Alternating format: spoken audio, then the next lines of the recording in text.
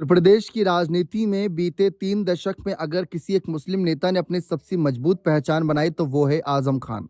हालांकि बीते कुछ सालों के दौरान एक के बाद एक मुकदमों और जेल की कैद की वजह से आजम खान की बुलंद आवाज मानो कहीं दब सी गई।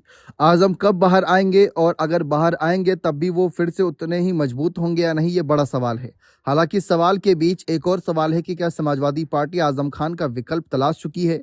पूर्व मंत्री नसीमुद्दीन सिद्दीकी ने समाजवादी पार्टी की सदस्यता ली। बहुजन समाज पार्टी की सरकार के वक्त कद्दावर मंत्री रहे सिद्दीकी को बसपा से निकाले जाने के बाद वो कांग्रेस में चले गए थे।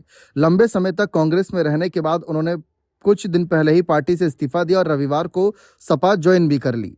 नसीमुद्दीन सिद्दीकी जब से समाजवादी पार्टी में आए हैं, कई तरीके की चर्चाएं जोर पकड़ चुकी है कि कहा जा रहा है कि सपा नसीमुद्दीन को आजम खान के रिप्लेसमेंट के तौर पर इस्तेमाल करने की कोशिश करेगी। अब अगर सवाल यही है तो सवाल यह भी होना चाहिए कि आजम खान क्या फिर इस्तीफा दे देंगे? क्या इस्तीफा देकर किसी और पार्टी में जाने का विचार करेंगे? जेल में बंद आजम खान के फैसले पर भी सबकी नजरें हैं। फिलहाल अखिलेश यादव के अगल बगल बैठने वालों में एक भी मजबूत मुस्लिम चेहरा नहीं है। ऐसे में नसीमुद्दीन के सपा में आने से इसकी चर्चा शुरू हो गई। हालांकि ये बड़ा सवाल है कि क्या नसीमुद्दीन सिद्दीकी के आजम खान का विकल्प बन पाएंगे। वर्तमान परिस्थितियों में ऐसा मुमकिन नहीं लगता। सिद्दीकी को भले ही सपा में मुसलमानों का लामबंद करने की ड्यूटी में लगाया जाए, लेकिन आजम खान का मिजाज, तेवर और स्वीकार्यता शायद ही आ पाए। आजम खान सपा के फाउंडर मेंबर है और मुलायम सिंह यादव से उनका बेहतरीन तालमेल था। एक शानदार वक्ता के रूप में लोगों को प्रभावित करने की क्षमता जैसी आजम खान में है, वैसी नसीमुद्दीन सिद्दीकी में नजर नहीं आती।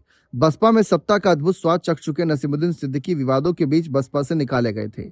अब सपा में आए हैं तो कुछ ना कुछ उनकी अलग रणनीति होगी और सपा ने उन्हें एंट्री भी दी तो ये भी रणनीति होगी। उत्तर प्रदेश विधानसभा चुनाव में अभी 1 साल का वक्त बचा है।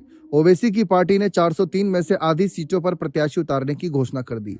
मायावती लंबे समय से मुसलमानों को साथ लाने की कवायद में जुटी है। कांग्रेस भी मुसलमानों से साथ आने का आग्रह करती दिखाई देती है। रही सही कसर बीजेपी ने पसमानदा मुसलमानों के नाम पर मुस्लिम वोटों को जोड़ने की कोशिश करके पूरी कर दी।